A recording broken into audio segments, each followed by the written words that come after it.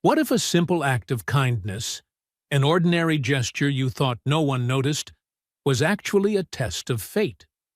For Samuel Rodriguez, a 32-year-old single father drowning in debt and faded dreams, kindness was all he had left to give.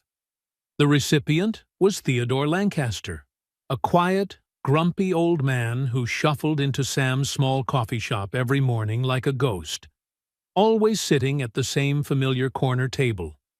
Day after day, Sam greeted him with a warm smile, a hot cup of coffee, and a few precious minutes of conversation, expecting nothing in return. He simply thought it was the simplest way to make the world a little easier to breathe, even if only for a few minutes on a gray morning. He had no idea that the lonely man sitting there was hiding a secret worth billions of dollars. A secret that was about to blow his entire life apart. Because on a stormy Tuesday morning, the coffee shop door didn't open for Theodore anymore.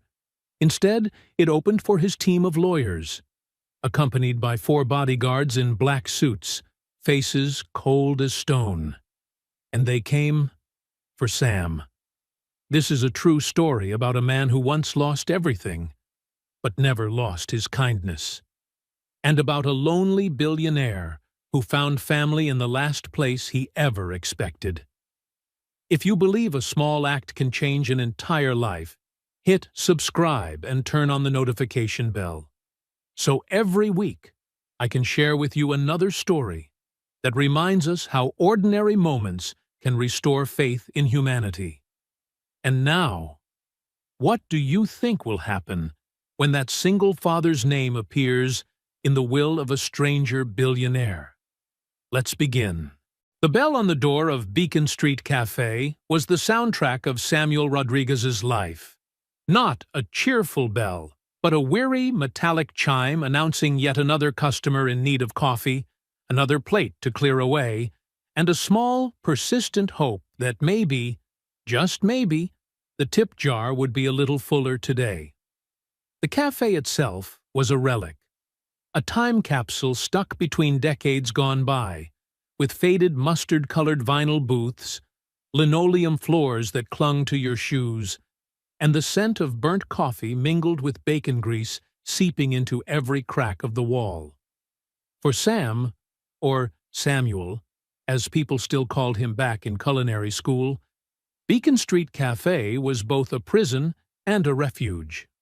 For the past 3 years, 6 days a week, from 5:30 in the morning until 2 in the afternoon, he performed the familiar dance of a waiter, gliding through narrow aisles with instinctive grace, balancing plates on his arm, pouring coffee without spilling a drop, and smiling so often that sometimes he forgot whether it was real.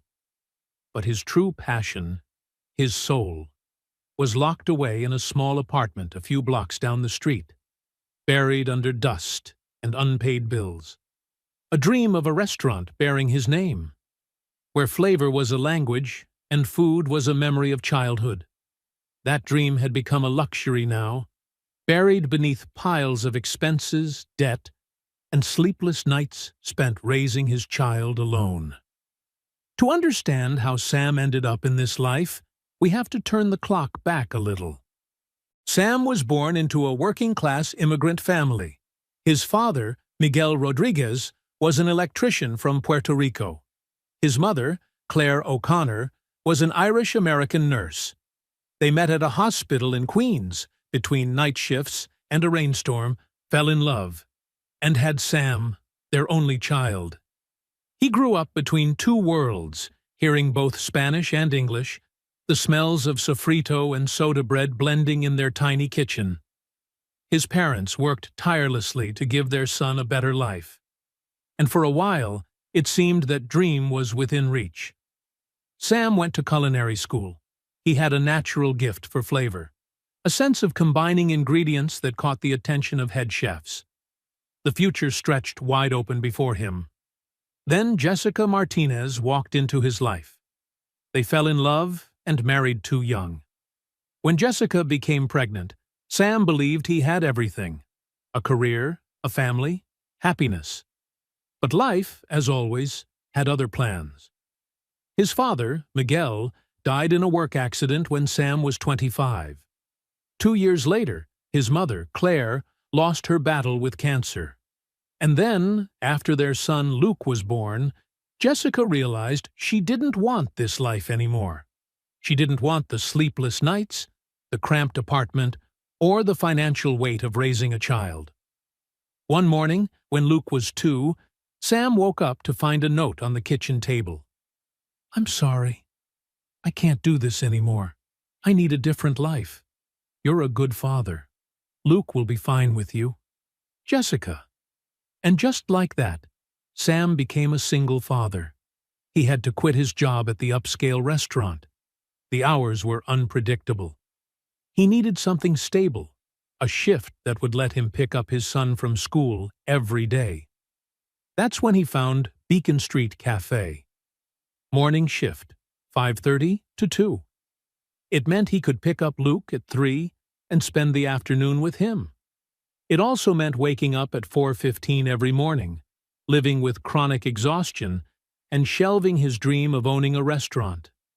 But Sam never complained, because every evening, when he opened the door and Luke came running, shouting, "Dad!"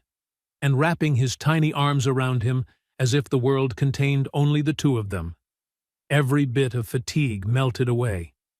Luke, 6 years old, curly black hair, wide brown eyes, was his everything. The boy was the reason Sam woke up every morning, the smile on his face through endless, tired days. But life was still hard. Very hard. Rent for their small Alphabet City apartment, $1,800 a month. After-school childcare, $800. Luke's asthma medication, $120, not fully covered by insurance. Sam's total income from the cafe, including tips, $2,400. Do the math. 2,400 minus 2,720. He was short $320 every month, not counting food, clothes, or transportation. Sam was sinking, and he knew it. He owed $8,200 on his credit cards. The landlord had sent 3 warning notices for late rent. He lived on the razor's edge between getting by and homeless. But Sam never let Luke see the worry. Every morning, he woke at 4:15, careful not to wake his son. He made breakfast, left it on the table with a small note. "Dad loves you, remember your inhaler." Dad, Mrs. Jamie, the kind neighbor, came by at 7 to take Luke to school, and Sam took the subway in the dark, usually dozing 20 minutes on the cold plastic seat before stepping into the cafe at 5:28 a.m. Tony Delgado, the 62-year-old owner with a grease-stained apron, would glare at him. "You're 2 minutes late, Sam." "Sorry, the train was delayed." Denise Murphy, the veteran waitress of 54, would shake her head. "That single dad's always slow." Bet the kid was sick again last night, Sam heard it, but never answered. He just tied his apron, brewed the coffee, and started another day like every other. The regulars were like recurring characters in a play. Frank, the construction foreman, always left exactly $1 as a tip, no matter the bill. The 2 secretaries from the nearby law office spent every morning gossiping about their boss's love life. And then there was Theodore. He wasn't just a regular. He was part of the cafe, like the flickering neon sign outside. Every morning at exactly 7:15, he pushed open the heavy glass door and shuffled slowly to the corner table by the window. He never looked at anyone. Always wore the same outfit: a faded tweed jacket, worn slacks, cracked leather shoes. His face was a map of wrinkles, his pale blue eyes clouded and distant, staring through things without really seeing them. He was a whisper in a noisy room. The first day he came in, Tony warned Sam, "Don't bother with the old man in the corner." He doesn't talk to anyone. Just give him black coffee and the special. He'll pay exact change and leave." Denise scoffed. "Waste of a four-top table. Should make him sit at the counter." But Sam saw something different. In that lonely, weathered figure, he recognized something familiar, a dignified kind of solitude that stirred the artist still living quietly inside him. So he ignored their advice.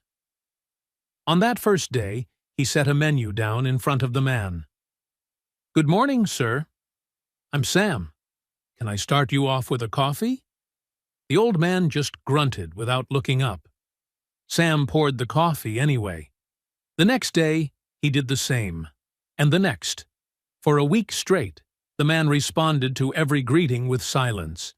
But Sam persisted. "The toast looks extra good today." Or, "Cold out there. This coffee should warm you right up." Then one Monday morning, about a month later, when Sam brought the food over, he noticed the man struggling to cut his toast with a dull diner knife. His knuckles were swollen from arthritis. Without hesitation, Sam took the knife gently from his hand. "Let me help you with that," he said softly. He cut the toast into 4 small squares, bite-sized. For the first time, Theodore looked up. His cloudy blue eyes met Sam's, and for a fleeting second, Sam saw a spark. Maybe surprise, maybe gratitude. The man gave a small nod, then lowered his head again. That was a victory. From that day forward, they had a quiet ritual. Sam brought black coffee, the special of the day, and always cut the toast. Sometimes he shared small stories, a funny customer, or a dream of a restaurant that blended the flavors of his father's Puerto Rico and his mother's Ireland. The man never replied, but Sam could feel him listening. Sometimes Theodore left an extra quarter on the table, a silent acknowledgement that, to Sam, meant more than a $20 bill. His co-workers teased him endlessly. "Still flirting with your corner boyfriend, Sam?" Denise smirked. "Leave the old man alone," Tony grumbled. "As long as he doesn't complain, it's fine."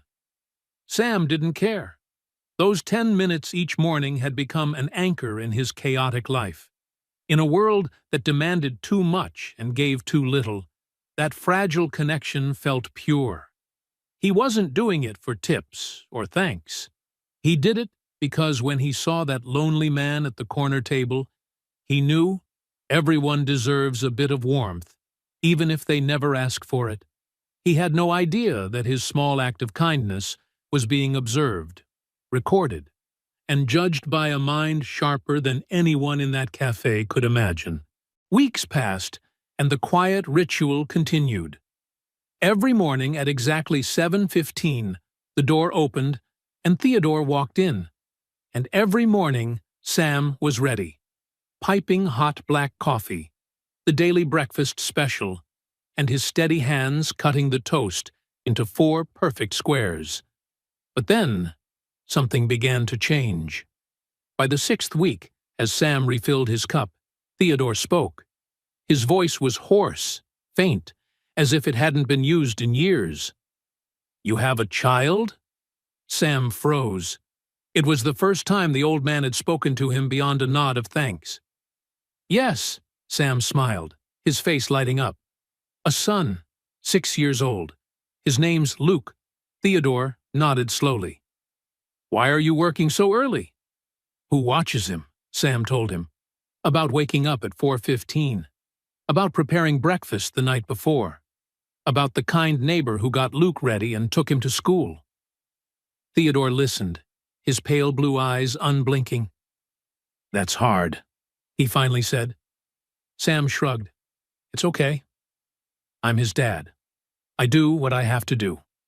Theodore looked at him for a long time, a very long time. When he finally spoke, his voice trembled slightly. "You're a good father." Those 4 words made Sam fight back tears for the rest of his shift. Because no one had ever said that to him. Not Jessica. Not Tony. No one. But this old man, a stranger, saw him. truly saw him. From that day on, Theodore began to ask about Luke. What grade is he in? What does he like? Do you read to him? And Sam answered, his face brightening every time he mentioned his son. Luke loves to draw. Dragons and superheroes. I keep every picture. He wants to be a chef like his dad. I tell him he can be anything he wants. Theodore listened, and sometimes, very rarely, a faint smile tugged at the corner of his lips. One Saturday morning in the 8th week, everything changed. Sam got a call from Mrs. Jamie, the neighbor. Sam, I'm so sorry. I can't watch Luke today. My daughter's sick. Sam's heart sank. He had to work. He couldn't miss his shift. Tony had already warned him more than once. With no other choice, he brought Luke to the cafe. Daddy has to work, buddy, he said as they rode the subway. You'll sit quietly and do your homework, okay? Luke, wearing his Spider-Man backpack, nodded eagerly. Yes, Dad, I'll be good. As soon as they walked in, Tony looked up from behind the counter, frowning. Sam, why's your kid here? I'm sorry, Tony. The sitter canceled last minute. I had no choice. He'll sit quietly in the corner, I promise. Tony sighed. Fine. Just don't lose customers. Sam led Luke to a small table near the kitchen where the boy could see him. Sit here and color, okay? I'll check on you often. Luke opened his coloring book and box of crayons, tongue poking out as he concentrated on a page of Spider-Man. Sam started his shift, his eyes constantly flicking toward his son. At exactly 7:15, the door opened. Theodore walked in, but this time, as he passed, he stopped. He looked at Luke, the little boy sitting alone, bent over his drawing. Sam noticed and hurried over. I'm sorry, sir, he said quietly, embarrassed. I had to bring my son today. The sitter canceled. He won't cause any trouble. Theodore looked at Luke, then back at Sam. That's your son? Yes, sir. His name's Luke. He's 6. Theodore stayed silent for a long moment. Then he said something Sam didn't expect. Let him sit with me. Sam froze. But you! Theodore's eyes met his. For the first time, emotion flickered clearly within those pale blue irises. Pain, longing, loneliness. I'd like to get to know him. May I? Sam nodded, almost not believing what he'd heard. He led Luke to the corner table. Luke, this is Mr. Lancaster. Say hello. Buddy Luke looked up, his big brown eyes wide. Hi, sir. I'm Luke. Theodore slowly sat down, studying the boy with an expression Sam couldn't quite read. What are you drawing? Luke grinned proudly and held out the paper. I drew my dad. He's my superhero. The drawing was as clumsy as any 6-year-old's. A stick figure holding a tray of food with messy words scrawled above.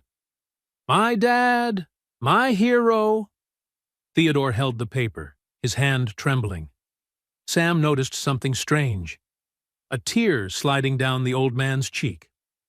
You're very lucky, Theodore said softly, his voice shaking, to have a father like that. Luke nodded eagerly. Yes, sir. He's the best dad in the world. A few steps away, Sam wiped at his eyes. He had to get back to work, but he couldn't tear his gaze away from the scene. The next 2 hours were something close to a miracle. Theodore, the silent man Sam had known for 8 weeks, came alive. He asked Luke about school, friends, and what he wanted to be when he grew up. I want to be a chef like Dad, Luke said proudly. Dad says I can cook anything if I try hard. Theodore smiled, truly smiled, for the first time Sam had ever seen. Your dad's right. Do you know how to count? Yes, I can add and subtract. Let me teach you a bit of math then. If your dad agrees. Sam, pouring coffee at another table, looked up and nodded. Of course, sir. For the next 2 hours, Sam watched an entirely different Theodore Lancaster. He patiently explained equations to Luke. He laughed when the boy grasped a tricky one. He praised him when he got an answer right. He was no longer a lonely old man. He was a grandfather. Around 10 a.m., Luke started to yawn. Normally, he'd be at his Saturday class by 9, so now he was tired. He rested his head on the table and drifted off to sleep. Quietly, Theodore took off his tweed jacket and draped it over the boy's shoulders. Sam came to check on them, emotion flooding his chest. "Thank you, sir," he whispered. "You don't have to—" Theodore looked up, his eyes glassy. "No. Thank you, Sam. You gave me an invaluable gift today." "What gift?" "The chance to be a grandfather again, even just for a few hours." Then he said something that made Sam retreat to the back room to cry. "I once had a son. And a grandson. They're both gone now. But today, it felt like they were still here." By noon, Theodore was preparing to leave, much later than his usual 8:30 departure. Luke had woken up, full of energy. "Mr. Lancaster, will you come back next week?" "You promised to teach me chess." Theodore knelt down, taking the boy's small hand in his. "I promise, my dear boy. I promise." As he left the cafe, Sam and Luke stood by the window, watching him go. "Dad," Luke said, "he's really nice." Sam hugged his son tightly. "Yes, buddy. He really is." Sam had no idea that would be the last time he ever saw Theodore alive. Monday began like any other day. Sam woke at 4:15 a.m. He prepared breakfast for Luke, wrote a small note, and stuck it on the fridge, kissed his son's forehead, then stepped outside, slipping into the freezing night on the way to the subway. He arrived at the cafe at 5:28. Tony grumbled that he was 2 minutes late. Denise shot him a displeased glance, and the shift began like always. By 7 o'clock, Sam was getting ready for the regular. He brewed black coffee, checked the breakfast special, eggs, bacon, whole wheat toast. Then, out of habit, he cut the toast into 4 perfect squares. He set everything on the corner table where the man always sat, and waited. 7:15. The door still didn't open. Sam looked at the clock. Maybe his train was delayed. It had happened before. 7:30. Still no Theodore. A thread of worry began to coil in his gut. "Tony," he called, "do you know the address or phone number of the old man at the corner table?" Tony looked up from the griddle. "No." "Why?" "He hasn't come. He's never late." Denise let out a sharp little laugh. "With money like his, he's probably vacationing in Florida." But Sam didn't laugh. A strange unease was blooming inside him. 7:45. 8 o'clock. 8:30. No Theodore. Sam poured the wrong coffee, forgot to run a ticket to the kitchen. Tony snapped, "Sam, focus!" "What are you doing?" "I'm sorry." By 9 o'clock, Sam decided, if there was still no sign, he'd find a way to contact him. Ask the regulars, or someone who might know. And then the bell rang. But the sound was different from every other day. The entire cafe fell silent. Even the sizzle from the griddle seemed to freeze. 4 men walked in, tall, in black suits, moving with the crisp purpose of a movie scene. Tiny earpieces in their ears, their motions precise enough to chill the room. 2 planted themselves at the door. The other 2 stepped aside, making way for a 5th man. He was in his late 50s, silver hair slicked back, a face sharp as a blade and eyes cold, intelligent. A charcoal suit, perfectly tailored, probably worth more than Sam's 5 years of salary. A glossy leather briefcase in his hand. He scanned the room, somewhere between mild disdain and a fixed objective. Tony tried to regain his composure, wiping his hands on his greasy apron. Can I help you, gentlemen? The man in charcoal didn't answer. His gaze swept once and stopped on Sam, who stood frozen beside the espresso machine, coffee pot hovering mid-air in his hand. He approached, each step heavy and exact. His Italian shoes ticked a steady rhythm across the linoleum floor.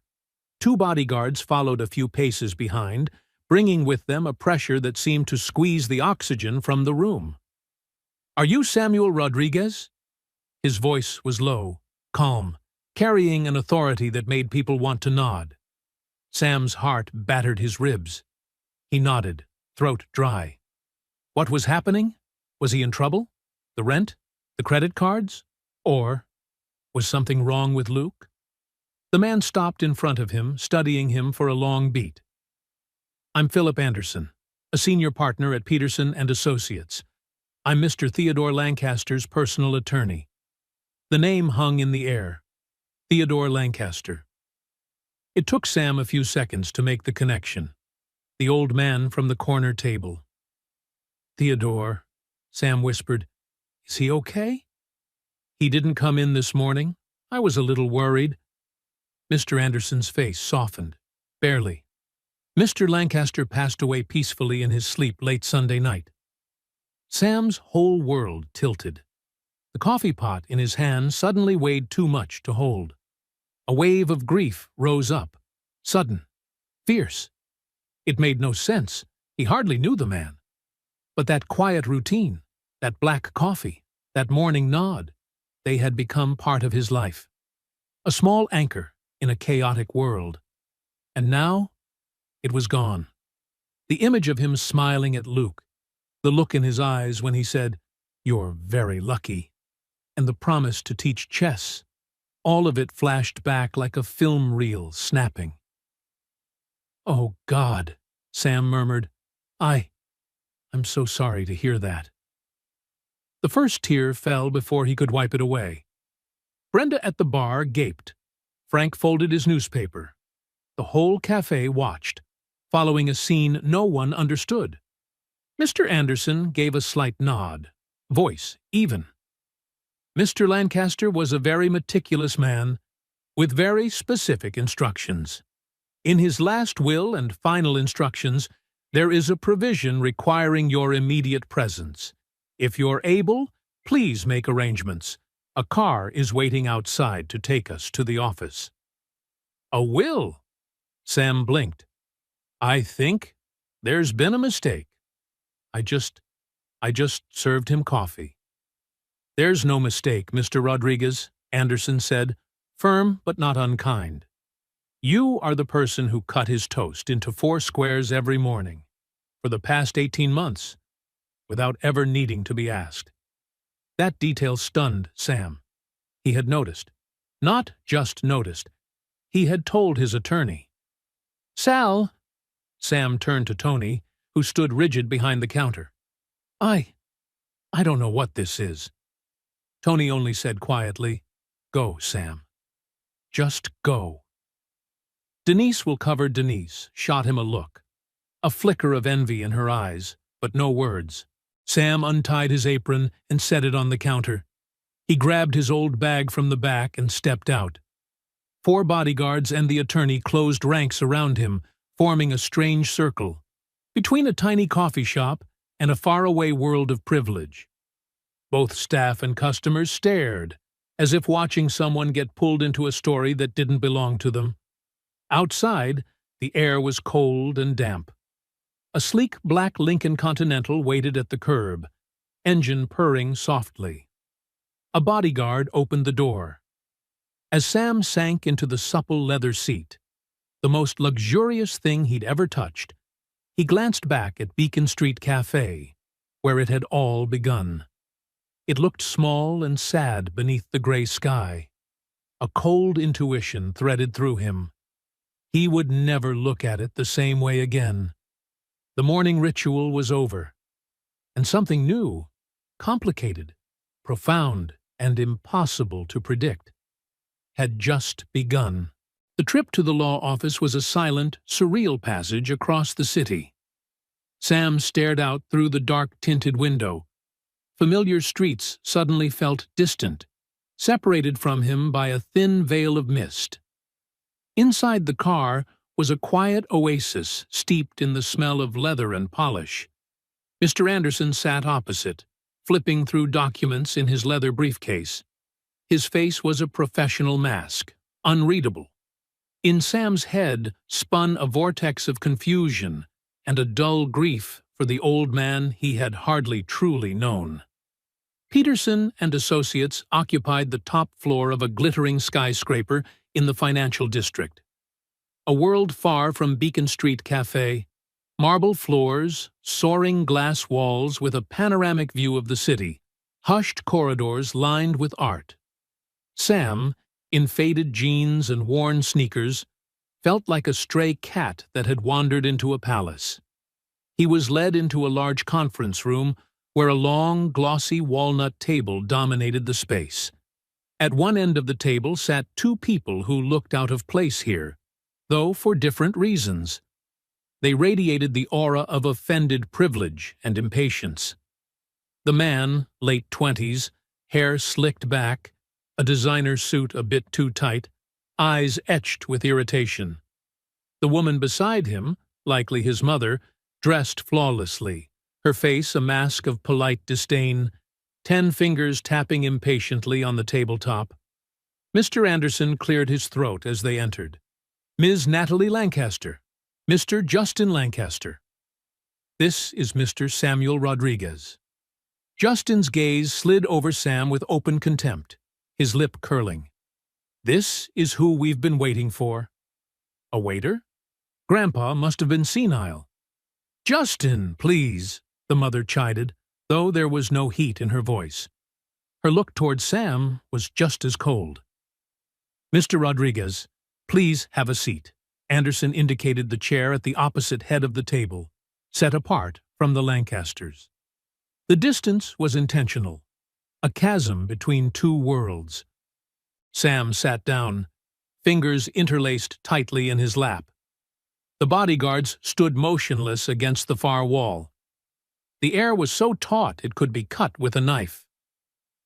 Now that all parties to the principal will are present, we'll begin, Anderson announced, opening a thick leather-bound file. He put on reading glasses and began in an even, dry tone.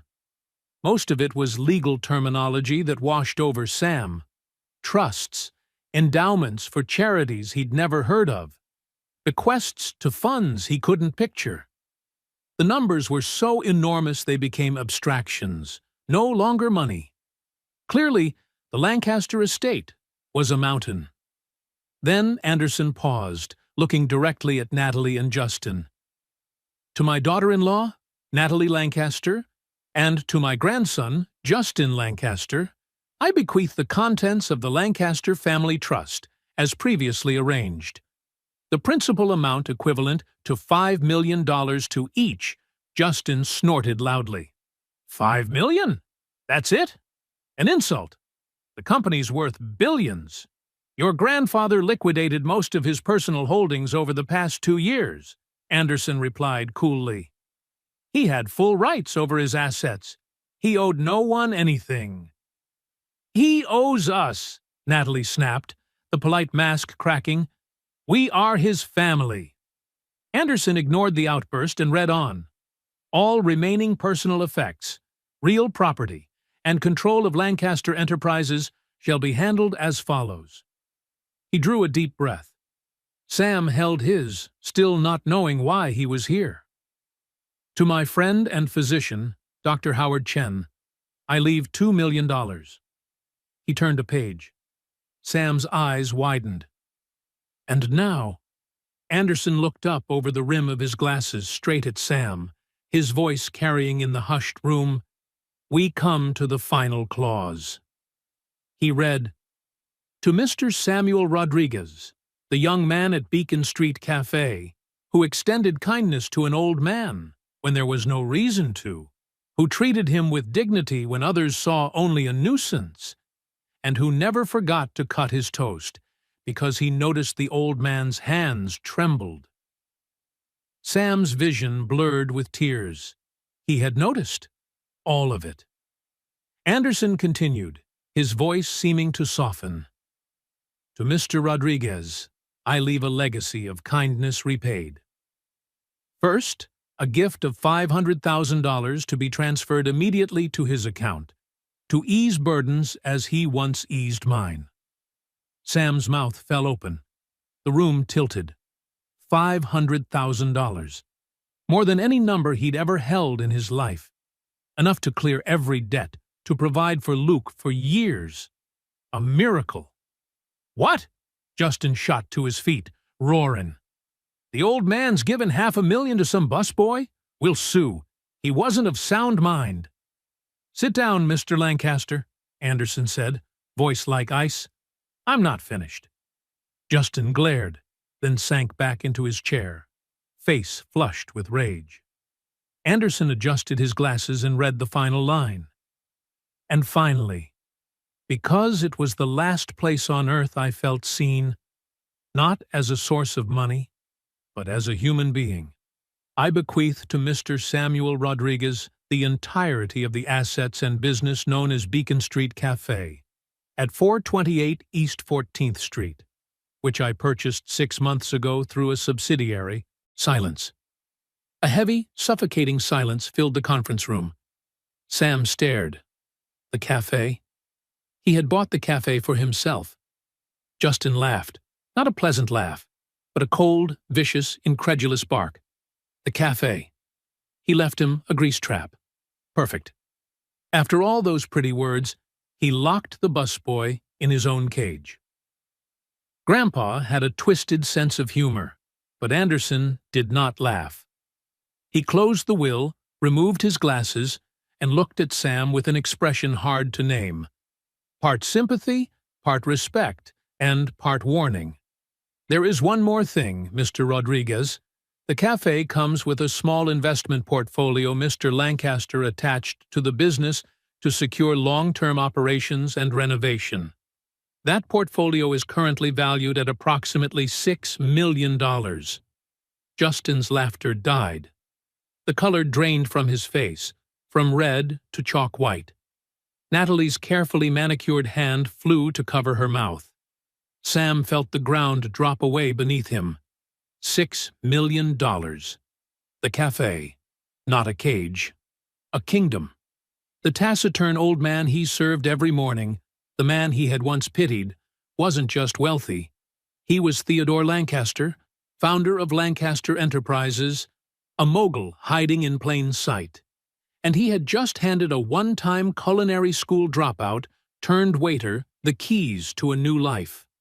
A life that, judging by the sparks flaring in Justin Lancaster's eyes, might become very, very dangerous. Leaving the law office was like stepping out of a decompression chamber into a storm. Bodyguards escorted Sam to the Lincoln Continental, shielding him from Justin's frothing stream of insults as he followed them into the hallway. "This isn't over, you piece of trash! My lawyers will tear this apart. You won't see a cent." Sam didn't answer. He was still in shock, his mind replaying two phrases on a loop. $6 million. The cafe is his. Anderson handed over a business card and a thick folder. "A financial advisor will call you tomorrow, Mr. Rodriguez. Do not speak to anyone, especially members of the Lancaster family. If they contact you, call me immediately." Mr. Lancaster anticipated their reaction. "Inside the folder there's an envelope, a private letter to you. Read it when you have a quiet moment." The car dropped him in front of the shabby building where he lived. The contrast numbed him. 1 minute walnut wood and billion-dollar figures. The next, a dusty, creaking staircase leading up to a small apartment. He unlocked the door and stepped inside. Canvases leaned against the wall. An empty easel stood, a silent reminder of a life on hold. The first thing he did was call Luke's after-school program. Voice trembling, he spoke with the finance manager, paid off the entire balance due, prepaid 2 years, and requested the best program for Luke, including the art classes he'd never been able to afford. Relief hit him like a wave, so strong it drove him to his knees. He sank to the floor and wept, not from sadness, but from the sudden release, crushing a burden he had carried for too long. The next morning, Sam didn't go to the cafe. He couldn't. What would he even say? How would he walk in there? Instead, he went to the bank with the $500,000 trust check Anderson had prepared. The bank manager, who had always been politely cool, suddenly beamed and led him to a private office with a conspicuous deference. The world around him had begun to change. By afternoon, he knew he couldn't hide forever. He had to face it. He took a deep breath and walked the familiar streets back to Beacon Street Cafe. During the lunch rush, through the glass, he saw Denise bustling, Tony sweating over the griddle. He pushed open the door. The bell chimed, heads turned, conversations died. Tony looked up, spatula in hand. Denise froze mid-step with a tray of sandwiches. They had all heard. The rumor from Frank, who'd witnessed the morning before, must have spread everywhere. "Sam," Tony said, his voice uncertain, "I heard you came into some money." Sam stepped up to the counter. He looked from Tony to Denise, to the kitchen staff peeking out, the people who had once been his whole world. "It's true," Sam said, his voice steady in a way that surprised him. "Mr. Lancaster left me some money, and he left me the cafe." A murmur rippled through the staff. Tony's spatula clanged onto the griddle. "Left you what?" "I've owned this place for 30 years. Sam's heart sank. This was the part Anderson had warned him about. He opened the folder and pulled out a document. "According to this, Tony, you sold the cafe 6 months ago to Lancaster Holdings. Since then, you've been a salaried manager." Tony went still. His face went ash-gray. "Lancaster Holdings. They paid me a fortune, more than this place was worth. I figured some developer would tear it down. I had no idea." He slumped onto a stool, as if the ground had given way. "So I've been working for the old man all this time. And now, I work for you." The absurdity hit everyone at once. Sam Rodriguez, the quiet server whose hours had been cut, was now their boss. Denise barked out a bitter, scraping laugh. "Fairy tale stuff, huh? So what now, boss? Fire everyone and hire your friends?" The test hung in the air. The first trial. Every eye fixed on Sam. He could feel the anger, the suspicion, the fear. The old life was gone. He was no longer one of them. He was the owner, the other. Sam drew a breath, setting aside his shock and fear. He thought of Theodore, of the man's quiet dignity. What would he want? "No one's getting fired." His voice was clear and firm, even to his own surprise. "Nothing changes right now. Tony, you're the best short-order cook in the city. Denise, you can run 6 tables without breaking a sweat. This place works because of all of you. I don't know much about running a business. I'm going to need your help." That sincerity vented the pressure in the room. Tony looked up, a flicker of hope in his eyes. Denise still frowned, unconvinced. "So, what's your big plan? Champagne with caviar?" "No," Sam said with a small smile. "The first since yesterday. But I'm buying a new espresso machine, a knife grinder, and we're fixing that air conditioner." It was exactly the right thing to say. A couple of cooks in the back laughed. Those were the daily gripes. Small, stubborn miseries. Having the new owner, once their co-worker, acknowledge them meant more than they expected. At that moment, the bell chimed again. A mail carrier stood in the doorway. "Package for Sam Rodriguez." Sam signed, opened it, puzzled. Inside was a slim, elegant box stamped Peterson and Associates. Resting on velvet lay an antique brass key and a handwritten letter on thick cream paper. The handwriting was shaky, but clear. From Theodore. Sam opened the letter, hands trembling. My dear Sam, if you're reading this, the world has learned my secret, and you have received my gift. The money is for your freedom. The cafe is for your heart. This key is for your future. It opens my private office. Philip knows where. Go there. Understand why. One last request from an old man. Please go. Theodore P.S. There's a small gift for Luke in my desk drawer. Wait until his birthday. A key. A secret office. Sam looked up from the letter, his head spinning. This legacy wasn't just money and a building. It was a mystery. And as he took in the uncertain faces of the staff and remembered Justin Lancaster's venomous threats, Sam understood. He would have to solve it if he truly wanted to claim his new life. The address Mr. Anderson gave Sam was on Fifth Avenue, one of those pre-war limestone buildings with a canopied entrance and a doorman who looked like a retired general. As the taxi pulled to the curb, a fresh wave of unease rose in him. He wore the nicest outfit he owned, a plain black shirt bought at a thrift store, and still felt like an imposter. Mr. Anderson was waiting in the lobby, solemn. He hasn't let anyone into his private apartment in over 10 years, he said, as the two of them stood in a wood-paneled elevator gliding quietly to the top floor. Not even family. He handled all business at headquarters.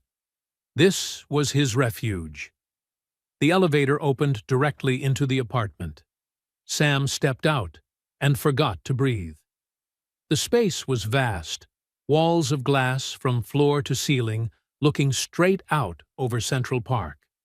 But it wasn't the view or the luxury that overwhelmed him. It was the art. Paintings covered the walls. Over the fireplace hung a Monet, water lilies shimmering in the afternoon light. A Degas, a dancer sculpture, stood on a plinth. On the adjoining wall was a small Van Gogh self-portrait, its gaze blazing through him. A private museum with flawless taste. He was one of the most discreet art collectors in the world, Anderson murmured, watching Sam's reaction. This is what Justin really wants. This collection, it's priceless. The apartment was perfect to the point of coldness, and loneliness seeped into every corner. No family photos, no trace of everyday clutter, just priceless art and elegant, sterile furnishings, like a gilded cage. The study is this way. Anderson led Sam down a long hallway. He stopped at a heavy oak door. He gave me a sealed envelope with the key, instructing me to open it only after his death to grant you access. I'll wait out here. Sam's hand trembled slightly as he fit the antique brass key Theodore had left him into the lock. The mechanism turned with a satisfying click. He pushed the door open and stepped inside. The study was nothing like the rest of the apartment. Warm, lived in. Books crammed every shelf, from classical literature to modern physics. By the fireplace sat a large, worn leather armchair. The air carried the faint scent of old paper and extinguished pipe tobacco. But what dominated the room was the wall behind the desk. Not a painting, a corkboard, stretching from floor to ceiling, overlaid with a complex web of photographs, stock charts, legal documents, handwritten notes, all connected with colored string. The strategic map of a general commanding a global empire. This was the true Theodore Lancaster. At the very center of that web was something out of tune, a small, slightly blurred photograph. Sam stepped closer. It showed a woman laughing, seated on a checkered picnic blanket in a park. She was lovely, kind eyes, a warm smile. Beside it, another photo. The same woman, standing proudly in front of a small, charming shop. The sign read, Maggie's Table, where everyone is family. Sam's eyes were drawn to yellowed newspaper clippings. The headlines told a tragic story. Promising restaurateur Margaret Lancaster killed in car accident. Corporate shark Harrison Vance snaps up bankrupt restaurant chain. Lancaster Enterprises announces hostile takeover of Vance Industries. Everything clicked into place. Margaret must have been his wife, someone who opened simple places where people could sit and eat together. She was gone, and a corporate predator named Vance seemed to have profited, only to be crushed years later by Theodore's retaliation. Sam glanced at another section of the board, the part devoted to Justin. Photos of Justin on yachts, in nightclubs, with a string of models. Financial reports showing massive losses from a tech startup funded with his grandfather's money. Copies of checks Theodore had written to cover his grandson's gambling debts. A note in Theodore's shaky hand. It carries her name, but not her heart. At last, Sam's gaze settled on a small empty patch of board. Pinned there was a recent photo, a distant candid, of Sam himself. He was standing outside Beacon Street Cafe on a break, smiling at something on his phone. Beside it was a handwritten scrap. "He has her heart." Tears slid down Sam's cheeks. It had never been about toast. He hadn't been testing Sam's kindness. He'd been searching for a reflection of the wife he lost. Someone with a good heart, who understood that the worth of a place isn't in its price, but in the warmth and dignity it gives. The cafe wasn't just any diner. It reminded him of Margaret's dream. By leaving it to Sam, Theodore wasn't merely giving a gift. He was entrusting Margaret's legacy. A new resolve hardened Sam's grief.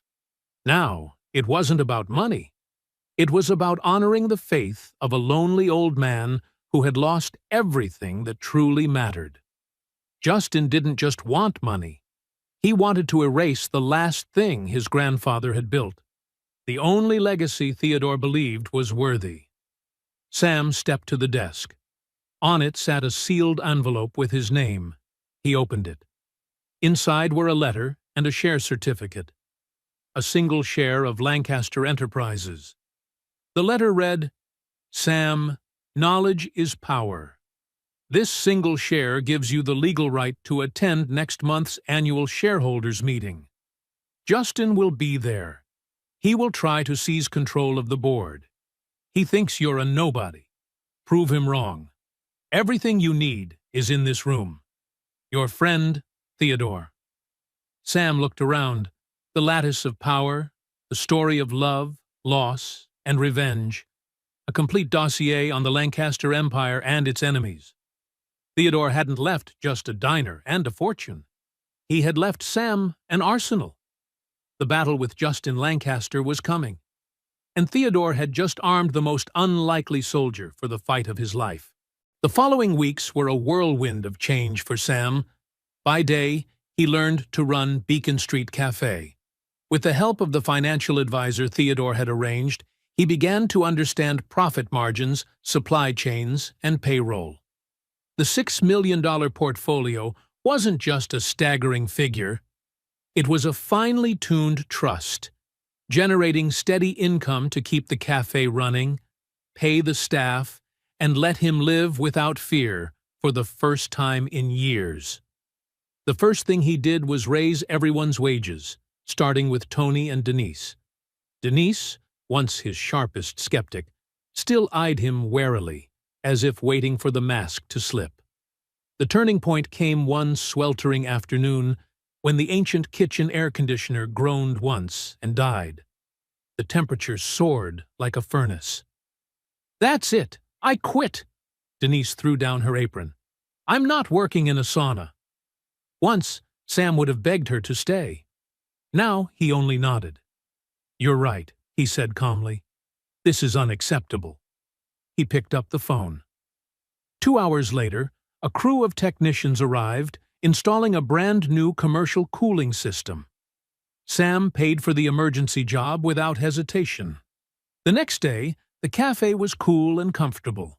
Denise returned to work, wordless, but when she called him boss for the first time, the word no longer carried sarcasm.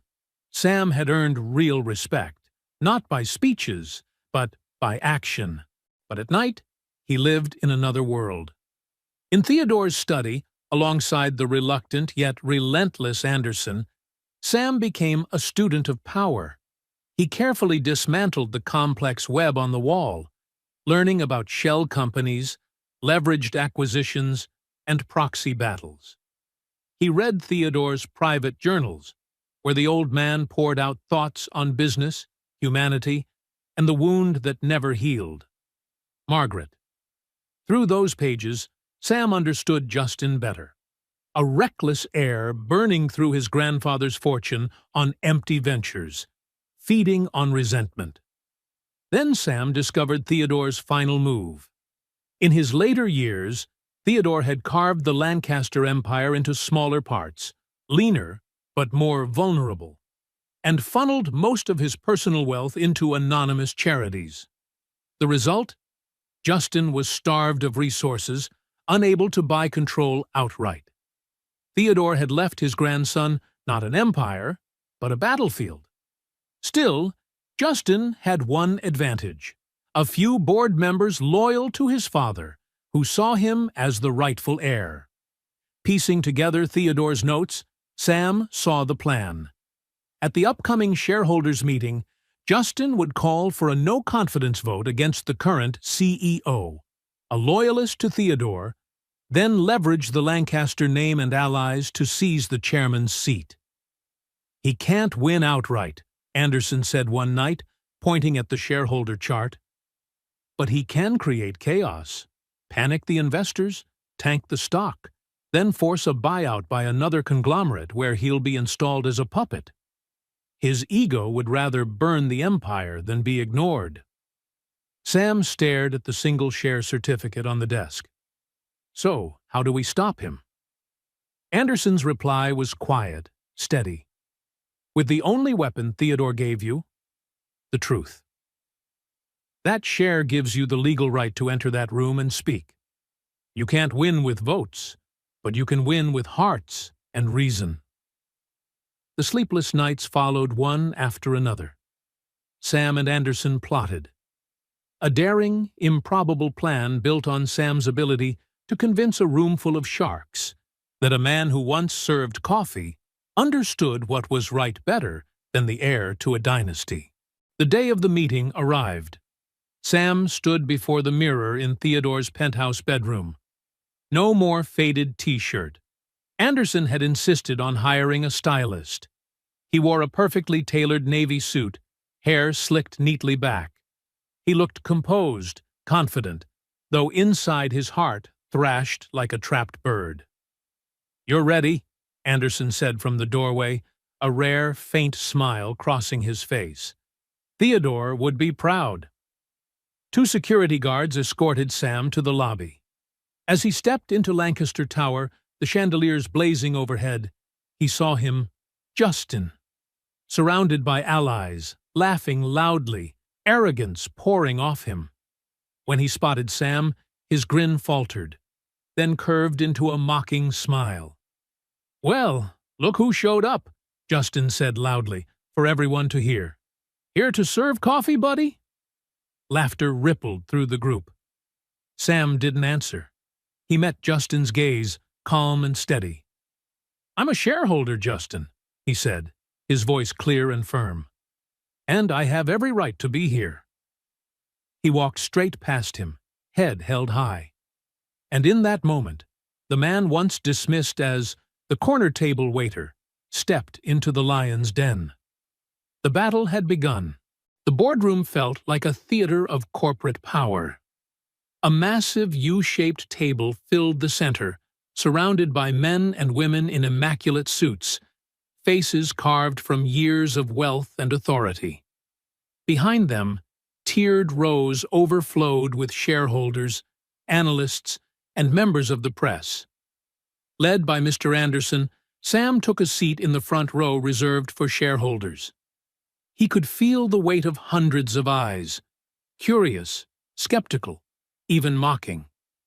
The meeting began with dry financial reports, charts, numbers, graphs sliding by like rain against glass. Sam listened, hands clasped tightly in his lap, his heartbeat quick, but his gaze steady. Then the chairperson spoke. "We'll now move to new business." Instantly, Justin rose. He was born to perform, charismatic, confident, voice booming. "Lancaster Enterprises," he began, "is the legacy of my family. My grandfather was a legend, but his time has passed. It's time for a new Lancaster, young, bold, ready to lead this company into the 21st century. He spoke passionately, painting grand visions, tearing down the current leadership as stagnant and uninspired. Then came his final crescendo. "I formally call for a vote of no confidence in the current CEO, and I nominate myself, Justin Lancaster, as the new chairman of the board." A murmur rippled through the room. Several board members nodded, clearly supportive. Justin was in control. The current CEO, George Riley, competent but lacking showmanship, stood to defend himself, but his mild words were shredded by Justin's sharp, rehearsed retorts. "Anyone else wish to speak before we proceed to a vote?" the chairperson asked, scanning the room. Anderson looked at Sam, a subtle nod. Sam stood. A wave of whispers swept through the chamber. "Who is that? What's he doing here?" Justin arched a brow, smirking. "I thought this part was for shareholders, not the help." Sam faced the board, his voice carrying through the microphone, shaky at first, but gaining strength with each word. "I am a shareholder, sir. My name is Samuel Rodriguez." He didn't look at Justin. He looked into the eyes of every person in the room. Mr. Lancaster spoke about legacy. "I'm here today because I, too, am part of Theodore Lancaster's legacy. Not the legacy of billions and takeovers, but the legacy of his final years." Then he told the story of Beacon Street Cafe, of the quiet old man in the corner booth, and of the toast he always cut into squares because he noticed the old man's hands trembled. At first, the room was silent, skeptical. But as he spoke, something shifted. The same executives who had glanced at him dismissively now listened. "You know," Sam said, "in his last years, Theodore Lancaster no longer cared about buying more companies.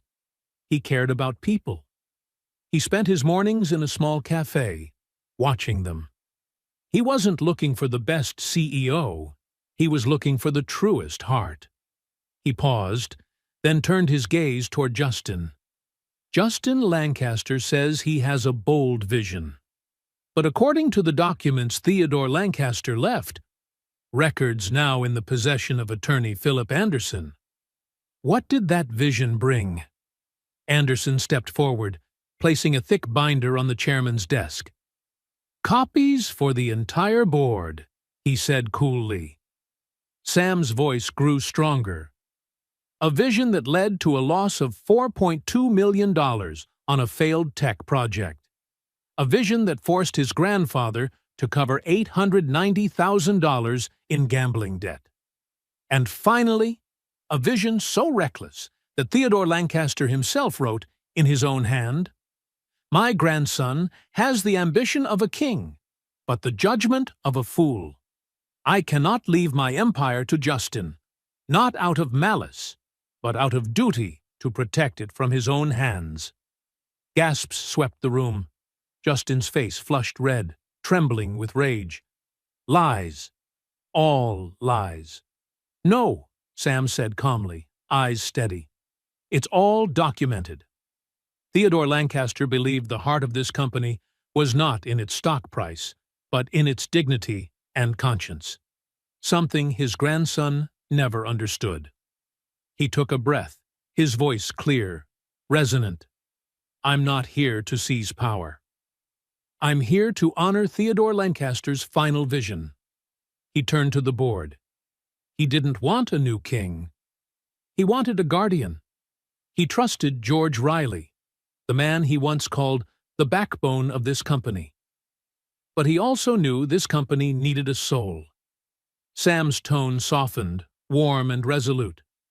"So, as a shareholder, I propose an amendment to the company charter, that 10% of annual profits be allocated to establish the Lancaster Legacy Fund, to support small businesses and education scholarships, in line with Mr. Theodore's wish." He paused, then smiled faintly. "And I nominate myself, Samuel Rodriguez, owner of Beacon Street Cafe, the heir Theodore Lancaster chose, to oversee that fund." Silence fell, thick and electric. Then, from the far end of the table, an elderly man, the board's longest-serving member, Theodore's friend of 50 years, lifted his hands and began to clap. Once, twice, 3 times. The sound spread, slowly at first, then rising in waves. Soon the entire room, investors, shareholders, even some who had backed Justin, were on their feet, applauding. No one said another word. Justin stood frozen, his expression shattering. Defeated not by a businessman, but by a waiter with a story that was true. The vote that followed was a formality. Justin's motion was rejected overwhelmingly. Sam's proposal passed unanimously. And in that moment, amid thunderous applause, Samuel Rodriguez understood.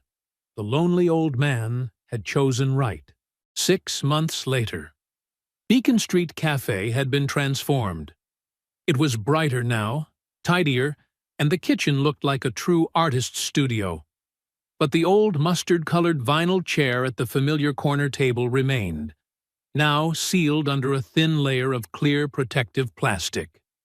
Above it, a small bronze plaque had been carefully mounted on the wall. "Theodore's Corner, where everyone is seen."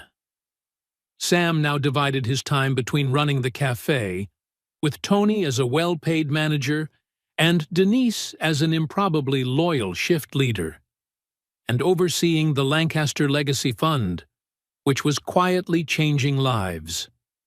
For the first time in years, he had time to paint again. His canvases were now vibrant with color, reflecting the balance he had found between past and present, between art and work, between kindness and power.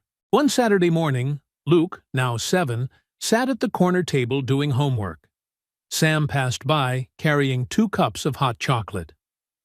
"Dad," Luke looked up from his sketchbook, "do you think Mr. Theodore would like it here now?" Sam sat beside him, gazing at the window where Theodore once sat every morning. "Yes, son," he said softly. "I think he'd love it." Luke bent back over his drawing while Sam opened the worn leather folder Theodore had left him. Inside was an antique ivory chess set and a handwritten note. "Teach Luke to play chess with this set. It's the one I used to play with my son. Now it belongs to Luke. And through him, I hope our true legacy will live on, not in wealth, but in kindness." Theodore Sam placed the chessboard on the table. "Luke, how about I teach you how to play chess?" Luke's eyes lit up. "But Mr. Theodore was supposed to teach me." Sam smiled. "I know, but now he wants me to teach you. And one day, you'll teach your own child." They began arranging the pieces. The faint clicks of wooden chessmen echoed like time looping back on itself. The bell over the door jingled. An elderly man, thin, silver-haired, walking alone, stepped inside. He paused, looking around uncertainly, something lost and sad in his eyes. Sam stood, greeting him with a warm smile. "Good morning, sir. A table for one?" The old man nodded faintly. Sam led him to the corner table, Theodore's table. "This is the best seat in the house," Sam said. "How do you take your coffee?" "Black," the old man murmured. Sam nodded and turned toward the counter. As he did, he caught Luke watching. "Dad," Luke whispered, "he looks sad." Sam bent down, resting a hand on his son's shoulder. "Yes, he does, buddy. And that's why we have to be kind to him. Sometimes, all a person needs is someone willing to see them." Luke nodded solemnly. "Like Mr. Theodore? Saw you?" Sam smiled, voice barely above a whisper. "That's right, son. Just like Mr. Theodore saw me." He stood, poured the coffee, and brought it to the table. "Here's your coffee, sir. I'll have your breakfast right out." As Sam turned back toward the kitchen, sunlight streamed through the window, glinting off the bronze plaque. He paused, quietly speaking into the morning air, a message of gratitude carried on the light. "Thank you, Theodore. You didn't just save me. You taught me what legacy truly means. It's not what we leave to people, but what we leave in them." Sam's story reminds us that the greatest investments in life are not in stocks or bonds, but in people. A small act of kindness, a moment of dignity given to someone who feels invisible, can ripple further than we imagine. Theodore Lancaster once had everything: wealth, power, fame. But he left this world yearning for something money could never buy: genuine connection. And he found it in a humble cafe, through the hands of a man who chose kindness over bitterness. Sam didn't just inherit a fortune. He inherited a responsibility to prove that true wealth isn't about what we have, but how we use it. His story asks us a question: who are the silent Theodores in your life? And do you have the grace to recognize them? If this story of unexpected kindness and the power of empathy touched you, take a moment to share it, so others can hear it too. And don't forget to subscribe for more heartfelt true stories each week.